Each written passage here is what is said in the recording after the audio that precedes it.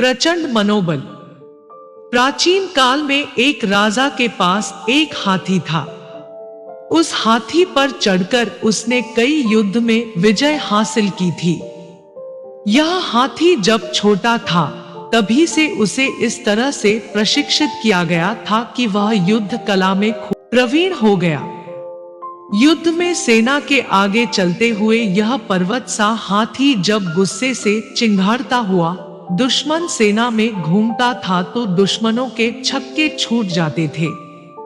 इस तरह इस बलवान हाथी की कीर्ति चारों दिशाओं में फैली हुई थी। धीरे धीरे समय के साथ वृद्धावस्था की ओर बढ़ने लगा। उसकी चमड़ी ढीली हो गई। उसकी जवानी का जोश और पराक्रम जाता रहा। अब उसे केवल हाथीशाला में ही रखा जाने लगा। उसका महत्व कम होने के कारण उसका पहले जैसा ध्यान नहीं रखा जाता था। उसे मिलने वाले खाने में भी कमी कर दी गई। कई बार तो बुढ़े सेवक के ध्यान चूक जाने से उसे भूखा प्यासा रहना पड़ता था। इन दिनों से ठीक से पानी नहीं मिलने के कारण और एक दिन बहुत प्यास लगने के कारण वह हाथीशाला से निकलकर एक पुराने तालाब के किनारे चला गया। वहां उसने खूब छक्कर पानी पिया और नहाने के लिए गहरे पानी में उतर गया। लेकिन तालाब में ज्यादा कीचड़ होने के कारण वह वृद्ध हाथी उसमें फंस गया। वह जितना कीचड़ से निकलने का प्रयास करता उतना वह अंदर धंसता जाता।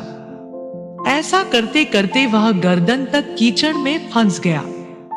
वहां आसपास के लोगों ने उस हाथी को पहचानकर उसका समाचार राजा तक पहुंचाया।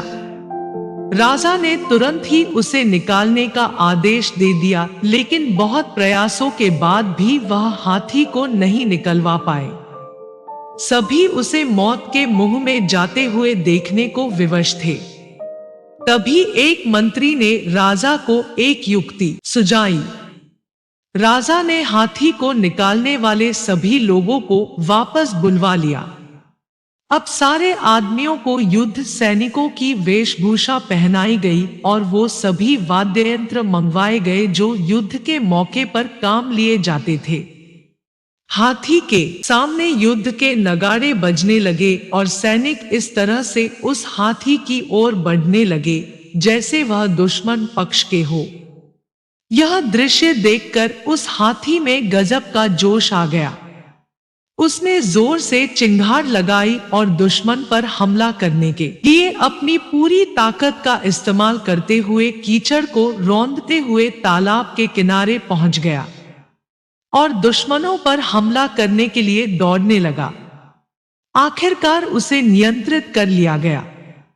इस तरह वह हाथी अपने मनोबल के कारण अपनी जान बचा पाया।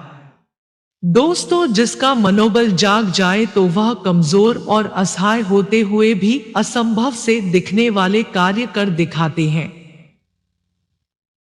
मनुष्य की सारी सफलताएं उसके मनोबल पर निर्भर करती हैं। अपने प्रचंड मनोबल के दम पर वह हर लक्ष्य को प्राप्त कर सकता है। इसलिए हमें भी कभी अपना मनोबल कमजोर नहीं पड़ने देना चाहिए। हो सकता है कुछ असफलताएं मिले, लेकिन हमें दुगुने उत्साह के साथ वापस उठ खड़ा होना है और फिर से भरपूर प्रयास करना है। दोस्तों, कामयाबी झक मार के आएगी अपने पास।